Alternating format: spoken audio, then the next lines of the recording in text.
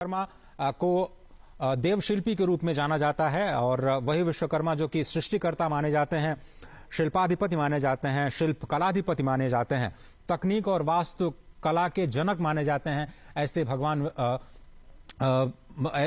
जो इस वक्त हम देखें तो जो अभी थोड़ी देर पहले की तस्वीरें नई दिल्ली से आपको हम दिखा रहे हैं, यशोभूमि पर प्रधानमंत्री नरेंद्र मोदी ने अब से थोड़ी देर पहले ये माल्यार्पण किया, पुष्प अर्पित किए। और जिस तरह से हम वास्तु शिल्प कला के जनक के रूप में भगवान विश्वकर्मा को जानते हैं, कहा जाता है कि उन्होंने सत्य युग में स्वर्ग का निर्माण किया, त्रेता युग में आकर के उन्होंने रावण की लंका बनाई। जो द्वारका है, ये नई दिल्ली का द्वारका नहीं बल्कि जो गुजरात का द्वारका है, उसके निर्माण का भी श्रेय उन्हें जाता है। और खासतौर पर कलयुग में इंद्रप्रस्थ जहां पर इस वक्त हम बैठे हैं, कहा जाता है कि वो नगरी भी भगवान विश्वकर्मा ने ही बनाई थी। तो आप समझें कि इंद्रप्रस्थ की नगरी में बैठ करके जो कि भगवान विश्वकर्मा ने बनाया, ऐसा कहा जाता है हमारे शास्त्रों में जिसका वर्णन है। और द्वारका के साथ भले ही नई दिल्ली का द्वारका हो, लेकिन उस द्वारका को भी गुजरात के द्वारिका के साथ अगर आप जोड़े तो वो भी निर्माण भगवान विश्वकर्मा ने ही किया। और इस तमाम चीजों को जोड़ते हुए अगर आप देखें तो उनकी जयंती के अवसर पर ये यशोभूमि राष्ट्र को समर्पित किया जाना, जो कि देश के माइस टूरिज्म को भी एक नई दिशा में ले जाने का कार्य करेगा। बहुत ही इंपॉर्टेंट ये माइलस्टोन आज के दिन का भारत के लिए और हमारे खासतौर पर जो माइस टूरिज्म है उसके लिए। जयंत कृष्णा जी हमारे साथ बने हुए हैं। जयंत जी, मेक इन इंडिया अब मीट इन इंडिया की तरफ हमें लेके जाता हुआ शायद हमारा फोकस होगा कि आइए हम लोग भारत में मिलें, भारत के बड़े बाजार का फायदा उठाएं और वहां पर अपने टेक्नोलॉजी, अपने सेवाओं और अपने प्रोडक्ट्स को शोकेस करें। शायद पूरी दुनिया को भी फायदा मिलता हुआ नजर आएगा जब वो यहां पर अपने कन्वेंशंस, अपने एग्जीबिशंस करते हुए नजर आएंगे, खासतौर पर इस आईआईसीसी में। जयंत कृष्णा जी।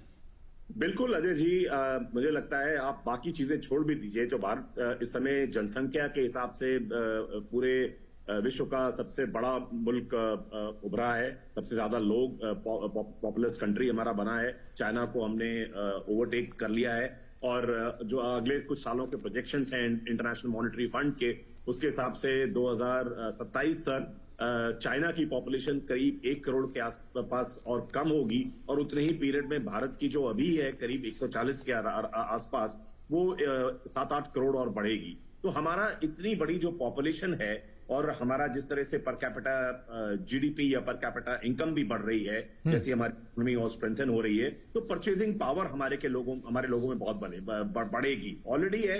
तो ये एक जो इंडिया एक मार्केट है, ये कोई भी मल्टीनेशनल हो, किसी भी कंट्री से ऑपरेट करता हो, वो इंडिया को कोई इग्नोर नहीं कर सकता, क्योंकि हमारे यहाँ जो लार्जेस्ट पॉपुलेशन और डिसेंट बहुत हाई पर कैपिटा इनकम ना भी हो, लेकिन फिर भी अच्छी खासी उसमें इजाफा हो रहा है। तो ये मुझे लगता है कि आने वाले वर्षों में जो आजकल लोग कहते हैं कि 4.5 से 5% जीडीपी का हमारा टूरिज्म इंडस्ट्री के थ्रू आता है कंट्री को, वो कोई वजह नहीं है कि अगर हम उसको एक युद्ध स्तर पे बढ़ा के चलें और हम अपना प्रयास करें कि हम किसी भी तरह से 10% जीडीपी का हमारा टूरिज्म के से और इसको एक मिशन मोड में करके चले, तो ये ये संभावना बहुत लगती है।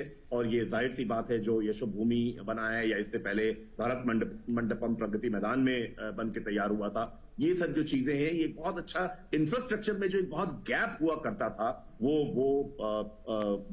एड्रेस होगा और कन्वेंशन टूरिज्म बढ़ेगी। और उसके साथ जो हेरिटेज टूरिज्म है जिसमें हम स्पेशलाइज करते हैं, उसको भी हेरिटेज और कल्चरल टूरिज्म है। अभी G20 में हमने देखा कि किस तरह से कल्चरल डिप्लोमेसी इंडिया ने यूज करी, अपनी सॉफ्ट पावर यूज करी, बिल्कुल सही बात, डेली डिक्लेरेशन को करने में। तो ये सब चीजें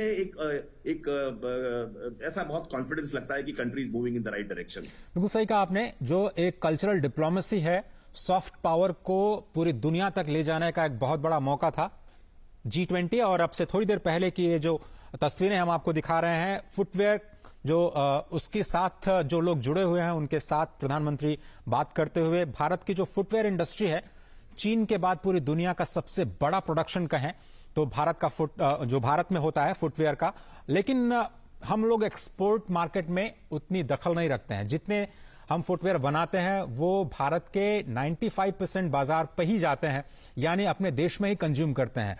अब जरूरत है इस बात की कि इन्हीं आर्टिसंस को फिर से स्किलिंग किया जाए और ट्रेनिंग दी जाए, उनको वर्ल्ड क्लास के नए स्टैंडर्ड्स बनाने का, नए प्रोडक्ट्स बनाने का और इंटरनेशनल मार्केट में ले जाने का। स्पष्ट तौर पर कुछ लेदर के प्रोडक्ट्स भले ही हम एक्सपोर्ट करते हैं, लेकिन हमें यह बताया गया है कि हमारी कैपेसिटी उतनी नहीं है।